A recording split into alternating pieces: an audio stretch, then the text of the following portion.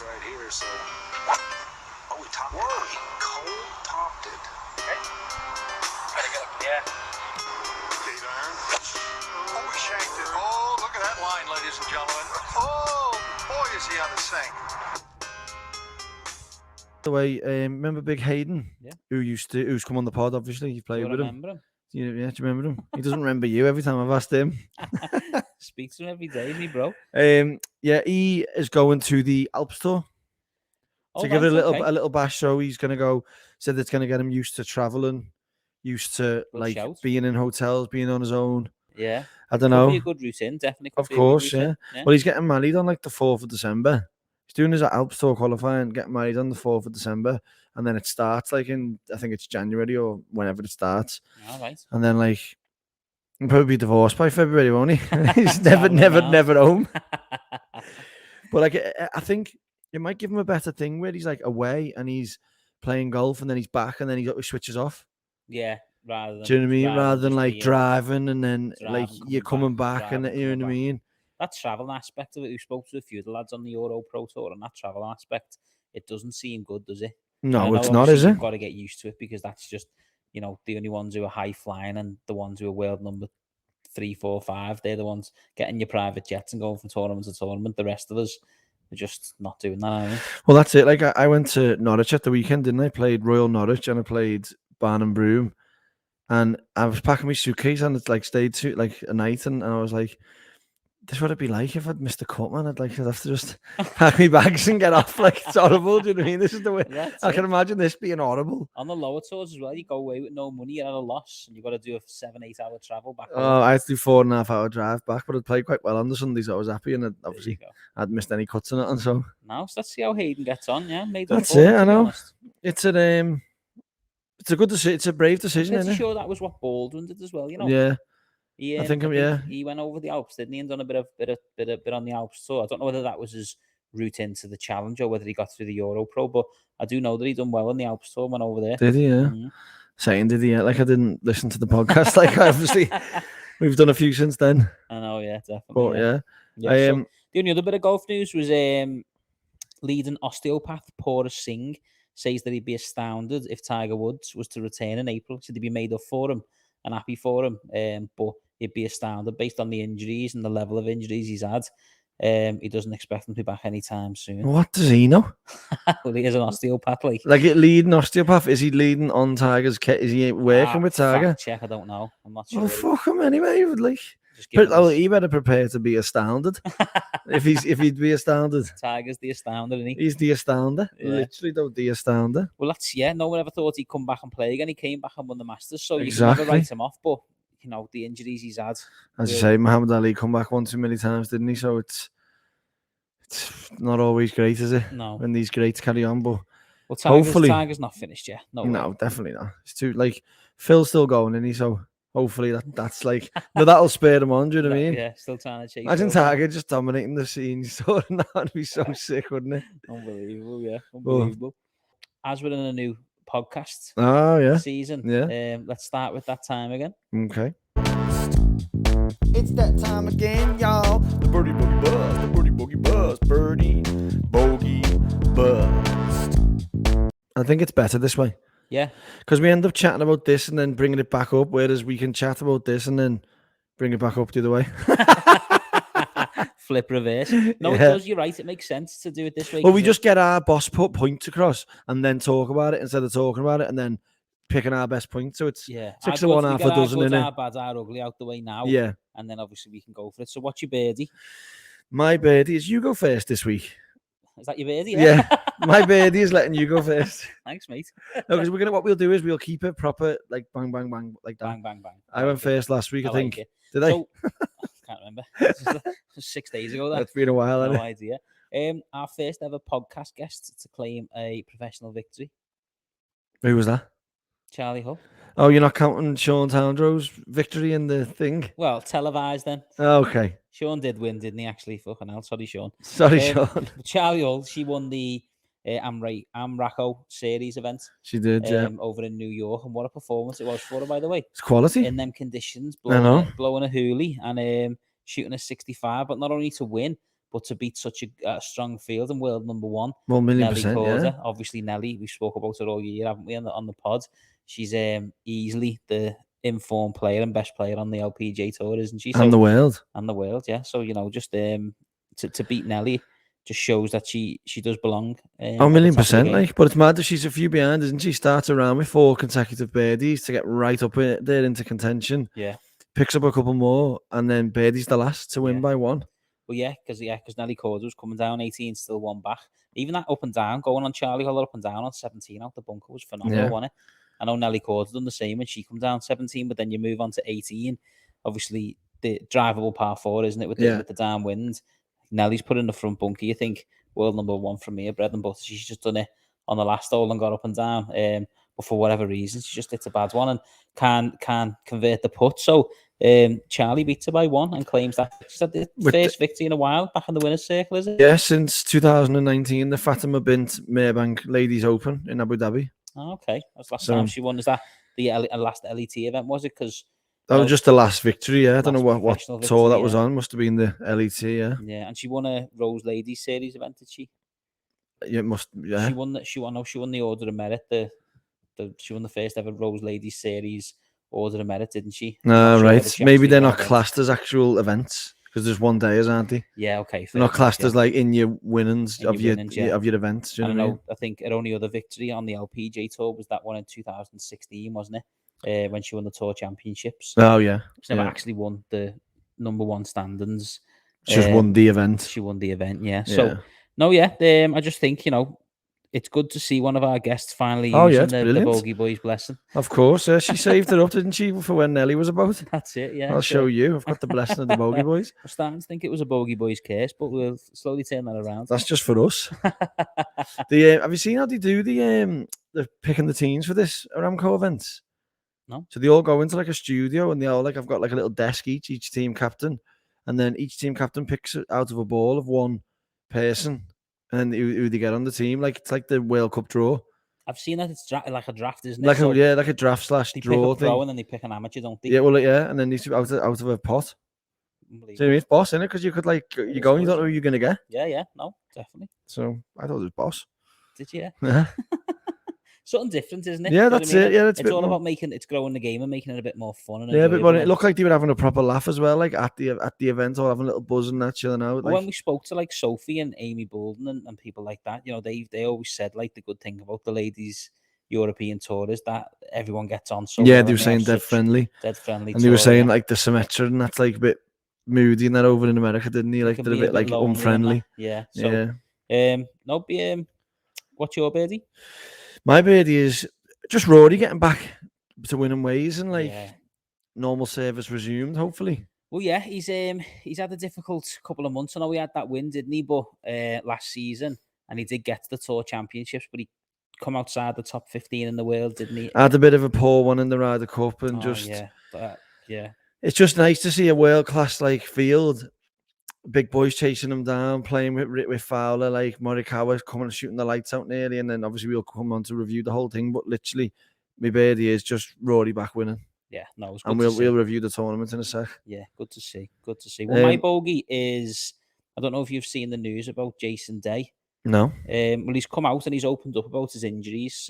As we know, he's been injury prone. He had a back, didn't he? His bad back. His back's been injured, yes. So he's been quite injury prone over the last couple of seasons. But he's come out and he says at the moment he's lucky if he's going to be getting 3 tournaments in the space of 6 months, which for someone who is former world number 1, you know what I mean? You've got to pick and choose what tournaments you're playing. So a tournament every 2 months. Well, he's potentially playing in 5-6 tournaments a year, and there's 4 majors. So he's missing some big events. He's obviously going to prioritise the majors and then a couple more events. It's not really... Yeah, they'll prioritise the majors till his category runs out, till his exemption finishes. Well, this is the problem. Yeah, it's to see somebody as good as him and as talented as him, and obviously what he's won so far, he's a major champion. Yeah, of course. You know what I mean? So I think... Injuries does plague the best of them, though, doesn't it? You see these amazing talents come up in footy and different sports and just get cabbaged and then they can't play. Do you know what I mean? That's it, career-ending injuries. Yeah, well, he mentioned obviously that the pain he's going through, it's affecting him, but it's also affecting him mentally, and it's just getting a bit too tough. So, well, yeah, it's like anyone once you've had an injury, or anyone that's had an injury knows, when you feel it, you just can't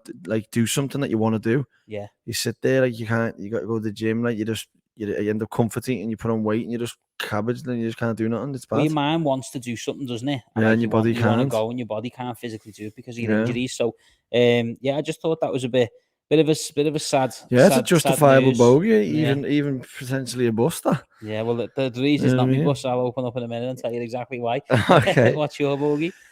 My bogey is very scary news, actually. Oh, go on. Very scary news. Remember me well beating 66 that I shot? First ever pro event win? First ever pro event win. I remember it well. Took me to new heights. Thought I was going to the tour.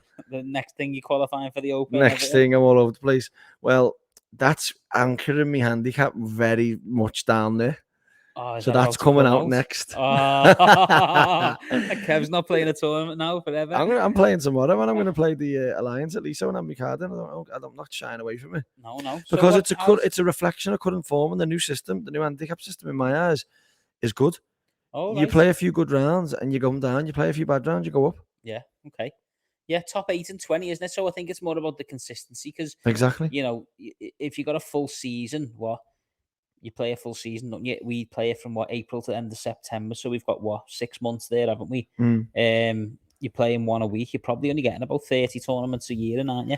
So it averages out for a season that you reflect exactly what your average score is. Whereas them 0.1s and coming down like loads, it's not a true reflection, I don't think, of form. No, I agree. Yeah, a point. You can shoot your lights out, and the standard scratch can go up, and you can only come down like 0.6, 0.7. Do you know what I mean? So you can go from 1.7 to 1.0. Do you know what I mean? But you can have like an okay round in the old system, and you can come from 1.7 to 1.4, and you still be off the same handicap. Yeah, just doesn't really reflect how well you're playing. But I agree. I like the new system, to be honest. Well, I'll let you know next week if I like it. Actually, I could be off 5 or something. Well, talking about the new system, there was a potential for me to be even lower than you this weekend. You know, shut up. Yeah, 37 stable for points out. That's your best return for a while. That's my best return probably in about. It's the only one under your handicap, though. Are you talking worldies there? No, but listen, it was. Well, you'd have 10 or something. Well, me playing handicap 6.5. To be honest, it's going to be reviewed off the back of that knock. I'm not sure what I'm going to go down to, but review just be done instantly. What? It'll be done instantly on England. There was an issue with the. You've got an issue with what your scorecard? No, there was an issue with the magic pencil going in as a non-qualifier and a qualifier on the system. So we had to delete everything off and put it back on, and it's still getting fixed. Fucking hell! She said I made so many birdies, I broke the system.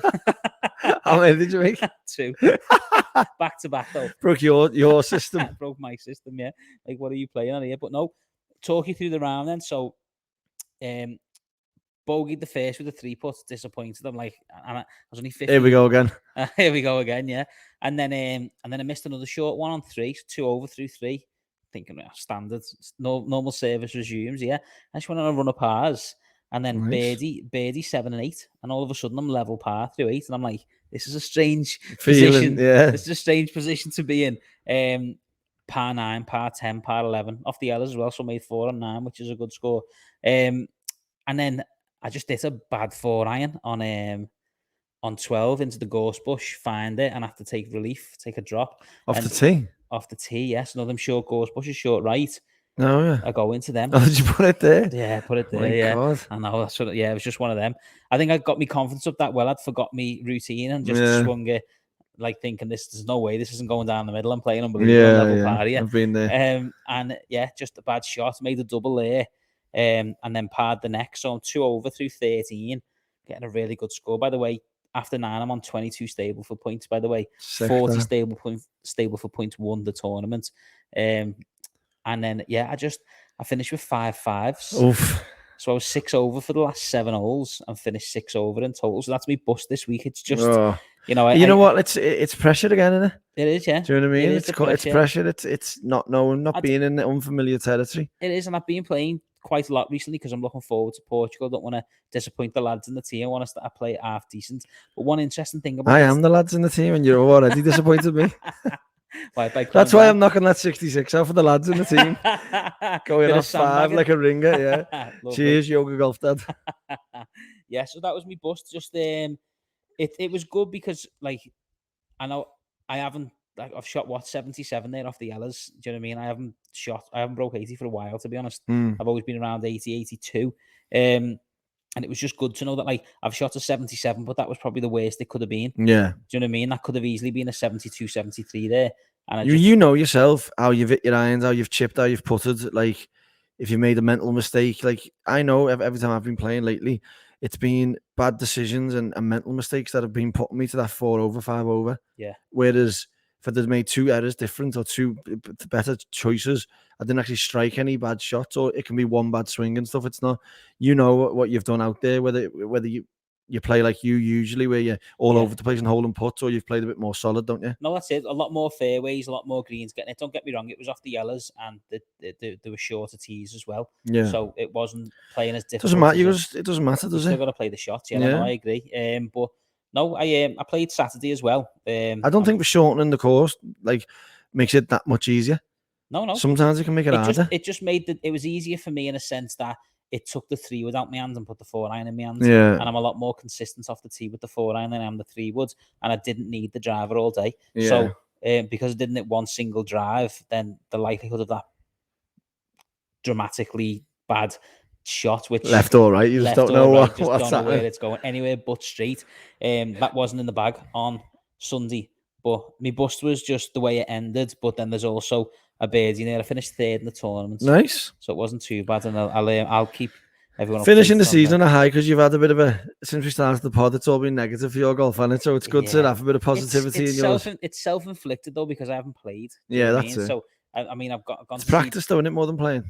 Yeah, well, I've gone to see David a few times. You know, David's told me what I need to work on, and then I've spent a few weeks working on it. And you just go back to a routine. You don't play for a couple of weeks. You just go back to thinking you're doing it a certain way, you're losing, and you need to consistently go back to your coach and make sure that you're staying on top. Like we spoke at earlier on in the season when we done our goals and stuff like that. You've got to be going once a month. Yeah, minimum. Yeah, to see a coach. Yeah, to stay on top of it. You know what I mean? Yeah, and I've been going. If you wanted to get better at anything, like if you were gonna, let's say, learn guitar, you wouldn't just go once, would you? You'd have to go constantly and practice and get better and better and better. Yeah. It's the same thing with golf. There's more components to golf than the guitar. Yeah, exactly. So I don't understand why people go once a year. I can't go out and expect to break 80 and shoot comfortably 5-6 over every time I play, if I'm playing like once every couple of weeks. It's evident now. I've played Saturday, Sunday for the last 3 weeks in a row.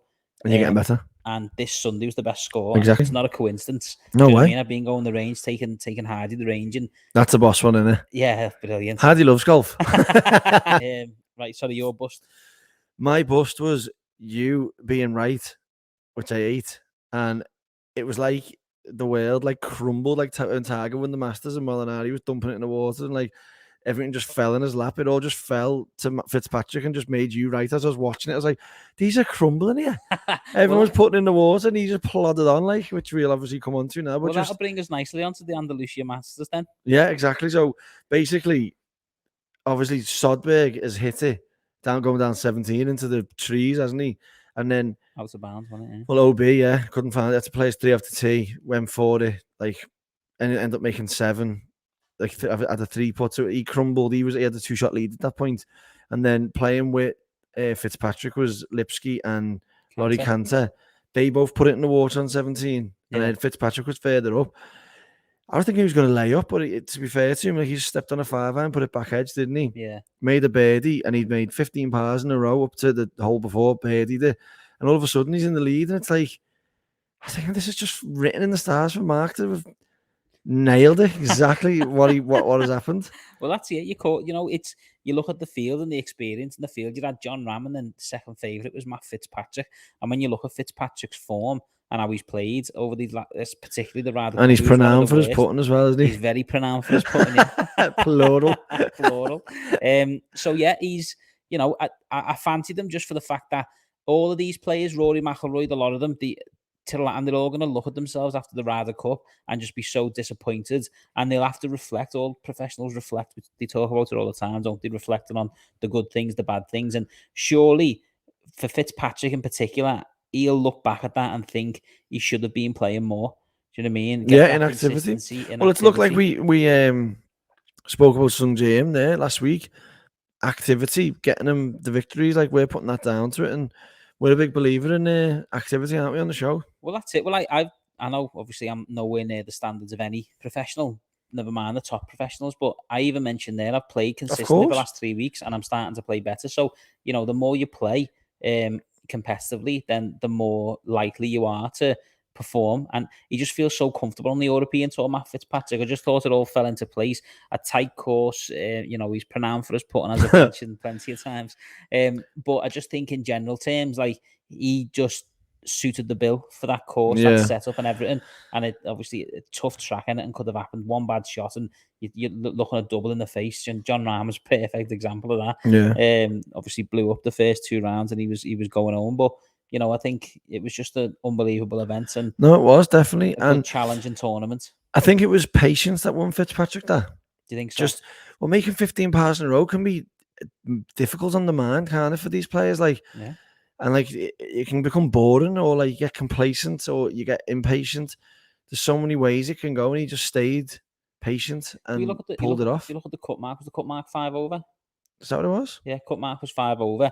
So shooting level par for as many holes as you've just 15 holes, 15 pars in a row. He's probably gaining on the field. That's that's probably like being 5 or 6 under around the summit in CJ Cup. Do you know what I mean? Maybe 7, 8 under. So it's just the course, the way it was set up. Everything was just asking for people to make mistakes. No, of course, it was just good to see a different style of golf. Well, as we called it, John Rahm putting on a show in front of his home fans again. Point to prove again. Just nowhere to be seen, was he? It's interesting, isn't it? I don't know what you put that down to, because I don't know why the European Tour continue to just show John Rahm, even though he's chopping it about the place. Like, world number 1, I get it. Like, he's 11 over. Get the cameras off him. There's people on the park, people doing boss stuff out there. Yeah. They just have it down as a featured group, don't they? And you can't really leave him. Then he's television, isn't he? That's what he is. He's just to get left if it wasn't John Rahm. I know, yeah. I've been working for Sky when they've said leg him. He's shite. Move on, yeah. Remember this lad? He had like 6 shanks in a row. Argentinian fella, I can't remember his name right now. But he had like 6 shanks in a row, and I was on the mic for him. Just kept picking it up. The Sky fella said, "Get out of there, get out of there." Anders Romero. Oh yeah, Anders Romero. Yeah. Yeah. 6 shanks in a row. He said, "Just get out of there. Get out of there. We can't televise that."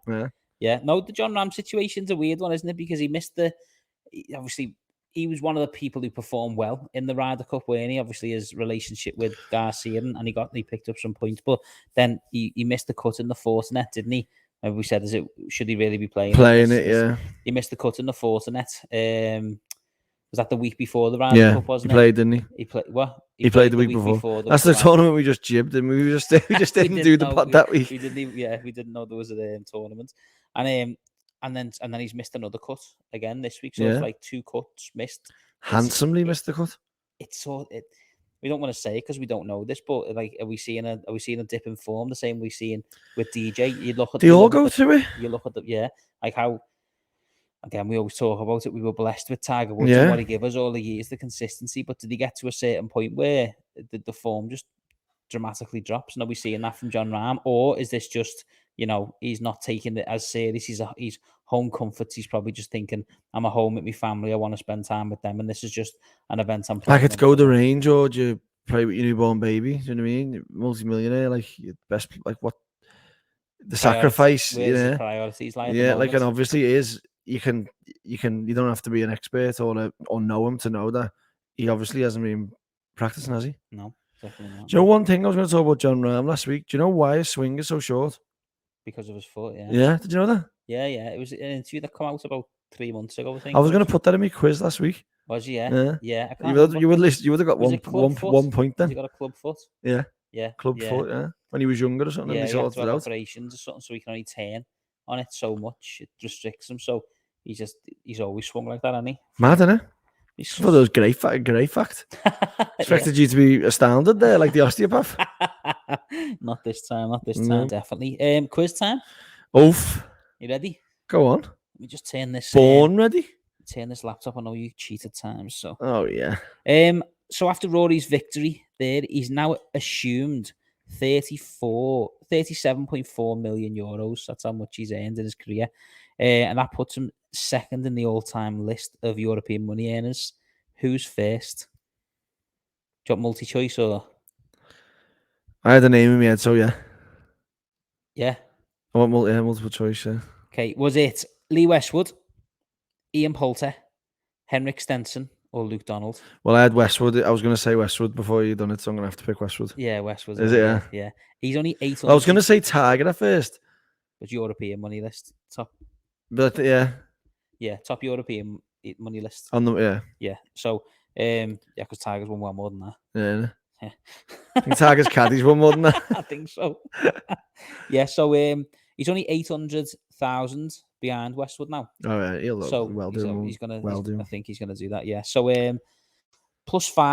Second question. +5 is the cut mark this week on the European Tour. Can you name the other events where the cut was +5? On the European Tour. No, just in the season across the tours. Do I get a multiple choice, like, or Do you want a multiple choice? obviously Yeah. that's So, how we do it, isn't it? was it the US Open, the PGA Championship, the Genesis at Riviera, or the Masters? That not helped you? The Genesis is a curveball, and I feel like it's that, but I just Major curveball, Yeah. like the Genesis, no, the US Open. no. Fuck off. PGA it was. Was it? Yeah, Kiawah Island. Yeah. Oh my god, of course it was. Yeah. Tough gaff to The play. Genesis, man, you killed me off with that there. Just a little curveball in there. Lovely. Okay. Tiger Woods is planning a return to golf in the future, as we spoke about, and he's host of the Hero Challenge at the beginning of December, of which he's won the most. How many times has he won it? Is it 3, 4, 5, or 6? 6, I want to say. 5. Oh, I'll give you a bonus point if you can tell me how many times he's been runner-up. 8. 5. Fuck off again. 5 wins, 5 runner-ups, yeah. Final question. John Ram recorded his highest ever score on the European Tour, opening up with a 78 on day 1 of Valderrama, and he went on to miss the cut. How many times has John Ram missed the cut since 2019? So the 19 season, 20 season, 21 season, and obviously it include the 2 events that he's played Not in this many. season. Is it 6, 8, 10, or 12? I wouldn't have thought it'd be that high, you know. I'm gonna have to go with 6. Yeah, 6 is right. Yes, 2 questions right. In 2019, he missed back-to-back cuts at the PGA Championship and the Charles Schwab. And then in 2020, he missed the Charles Schwab. So in 20... Hates the Charles Schwab, doesn't he? Say, and then I had a look in 2021, he never played the Charles Schwab. He missed the cut at the Wells Fargo. And then this season, as I mentioned before, he's missed at the Fortinet and now the Andalusia Masters. So he's missed 2 this season already. No way. So yeah, that's the quiz over. You got 2. 2 out of 50%. 50%. What percent was you again? If you're happy with that. What percent was you? What's percent of nothing? Well, it brings us nicely on then to the final event of the Spanish swing on the European Tour. 3 events over to the... Well, it's actually an Iberian swing, and it's Yeah. not the final event. of the Spanish swing. It's a new tournament schedule, and it was established in the reworking of the European Tour schedule to form a 4-part event, Iberian Swing. So it finishes next week at the Portugal Masters. Oh, was that included in it? Yeah. Oh, I thought it was just a Spanish swing for the 3 No. of them. Okay. So have that. Okay, there we go. Looking else, someone's done the research for once. For once. Oh my god, one day I turned up with no notes and I'm judged by that. I'm only joking. Yeah, so no, I thought there was just 3 events and then Portugal. Well, that Masters to be was fair, different. obviously it does finish in Spain here this week, but it's I just the We were funny both- the we were only both reason right. I just let that go, but that was part of my notes. So I thought I'm not letting him say Not that. letting them go, yeah. But no, yeah, European Tour is back this week in Spain. Yeah, not the strongest of fields, but No. it's a return for Slattery and Mansell. Mansell, yeah, I seen he was back. He's back playing. Yeah, he's on the European Tour. Reduced pace. This one. Down to the first event was 1.5 million euros. Then last week was 3 million euros. This one's down to 1 million euros. Back down to $1 million. But this is obviously the first time that they've played the Mallorca Golf Open, as it's called. The inaugural. The inaugural, yeah, this inaugural. It was when it was a late edition because the Trophy Hassan, which takes place in Morocco, was postponed. So obviously they'd that Morocco event was taken out and this was put in place. And if you remember the Portuguese Masters, that was meant to be earlier on in the season. But Yeah, because it of got COVID, moved, didn't it? That got moved. I Yeah, so remember, yeah. bit of rejigging around. Also, one youngster to look out for, like obviously one to watch. I know we haven't done a segment, but we could potentially do a segment on this guy, Matty Schmidt, the German. Matty Schmidt, yeah, he's yeah. sick. He was on PG Tour and everything, didn't he? No, Matty Schmidt, it's a different guy. Matty Schmidt, different guy. Matty Schmidt and Matthias Schmidt. Yeah, What? different guys, yeah. So Matty Schmidt, German youngster, he played in the European Open, German European Open, as right. an amateur and then turned professional. Wasn't that him? Just come out of college. No, Matty Schmidt. Oh, no, He hasn't played the PGA Tour. No, he's only just started out as a professional. We'll do a one to watch segment and we'll get full. Just make sure when you do the one to watch, you don't get the wrong player. Yeah. I'll try. But yeah, no, like you mentioned there, the Portuguese Masters is next week, and then Dubai Championship from the 11th of November while we're in Portugal. Lovely, and then the DP World Tour, 18th to the 21st of November. That'll conclude the season. So we're getting to the end of it. Yeah, and we'll just see how that goes. Well, this is at the this week's at the Golf Santa Ponza. You're out in Mallorca, weren't you? Yeah. You obviously didn't go anywhere near this place, did you? No, definitely not. No, but I had a little look at it. Par 70, 7,156 yards. This one, and it's the first time that the European Tour have been on the island in 10 years. Seeing if it's been some heavy winners beforehand, like Sevi and a few of the Spanish greats have won, and there's a good few Spanish in the field. Like, yeah, it's packed. I fancy Adriano's to take this one. You know, do you? Yeah, he played well, didn't he? Last couple of weeks back, and yeah. He had a nightmare at the Valderrama, but most of them did. Yeah, exactly. That's not a reflection, is it? No, unless it beats them up mentally. But yeah, Martin Keimer back in the field as well. Headline in the field, really, isn't he? The best, most strongest player in there. Yeah. I'm gonna go Matty Schmidt, mate. Matty Schmidt or the other fella? Matty Schmidt. Matty Schmidt, yeah, the young German guy. He's performed well when he's played on the European Tour this season. I think he's made every cut. Fact check that one. But yeah, I just don't know. It'd be interesting to see how he gets on. But the field's not the strongest, so it's a good chance for these people to get like younger ones, like to get a good win, isn't it? Yeah, definitely. You know, you win on the European Tour and you get your exemptions, don't you? So be interesting to see how he goes. Talking about it being on an island, it's like each hole's on an island as well. It's just water everywhere. And it looks heavy, yeah. It looks like it's going to be definitely a ball striker's course. Do you know what? Just speaking about water, there, I've only noticed how many balls I lose, how much it cost me to play Formula. You know, like played 2 courses there. There was a drop of water. I didn't lose one, but played the same ball both rounds. Yeah, just like.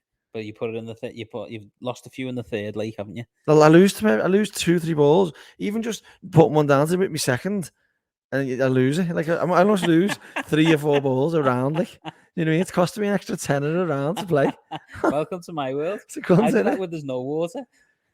Oh my god! It's like, what is going on? I know. Well, talking about it being a ball strikers course, that's exactly what the Zozo Championship, the Accordia Golf Narashano Country Club. Yeah, last time it was there, what happened? Oh, big Tiger Spudsy. Tied Sam Snead's record of 82 in it. Yeah. Now he's gone on to beat that now when he won the Tour Champs. But the last time it was at this event, returning to Japan, Tiger Woods took the victory in 2019. And talk about doing a ball strikers course, it was him and Matsuyama who went head to head. I know. And Tiger held them off. Like, remember Matsuyama was holding a few putts and the Tiger was holding them on top of him. It was great, wasn't it? It was one after the other, yeah, back to back. Yeah, it was great. It was great telly, wasn't it?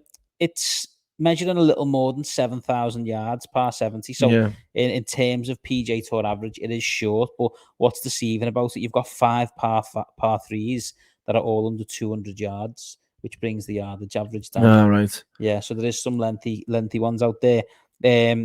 I mentioned that it being a ball striker's course, there's not much room off the greens. You know what I mean? So the greens, the small targets, and if you miss the greens, there's a lot of trouble. So scrambling's going to play a key part. I fancy Morikawa, mate. He's coming in with a bit of boss form, isn't he? From what he's just done there. I of course, yeah. Best iron. They say best iron striker, don't they? So, yeah, definitely. You know, I think I'm backing Morikawa this week. Morikawa, Schmidt, the other Schmidt, this week. Yeah, well, last time out it was at they had to do it at Sherwood Country Club, and Patrick Cantley got his first victory of the season, en route to winning the whole thing. So To that's win where it all loads, yeah. kicked off for him. Was, yeah. But I didn't see if he was in the field this week, can't I? I don't think he is because Morikawa He's not, no. and Tommy are the only ones headlining it. No, yeah, you've got Morikawa, Tommy, Hideki Matsuyama, Xander Schauffele's playing, Will Zalatoris, Matt Wallace, Neiman, Bradley and Noren. Right, they're your other than that, headliners. they're your Matsuyama, headliners, yeah. did you say? Matsuyama's playing, yeah. I fancy him to show off in front of his home crowd like John Round did. So he'll be going home after 2 rounds. Then. Exactly, yeah. No, but plenty of golf to look forward to. Of course, yeah, 1,000,000%. Yeah. But I was speaking to Finnis on the range of the day, he was saying that they can only practice on their own. They can't even play with other players. But then there's still 5,000 fans allowed at the event every day. So is that for what international different restrictions? Must be travelers, something. Yeah. Interesting. We'll see how the golf goes. I don't know how the time differences work, and normally this one's early hours in the morning, isn't it? Yeah, you just catch the thing, don't you? Catch the highlights, yeah. But we'll certainly be back next week to talk about it, won't we? 1,000,000%. Can't wait for it. But until then, we'll see you all soon. Ciao.